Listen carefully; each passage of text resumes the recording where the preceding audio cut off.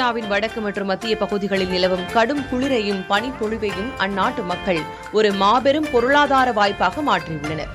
சீனாவில் இரவு நேர பனிச்சறுக்கு போட்டிகள், வண்ணமயமான ஒளிக்காட்சிகள் மற்றும் பனிப்பந்து விளையாட்டு போன்றவை இளைஞர்களை பெரிதும் ஈர்க்கின்றன.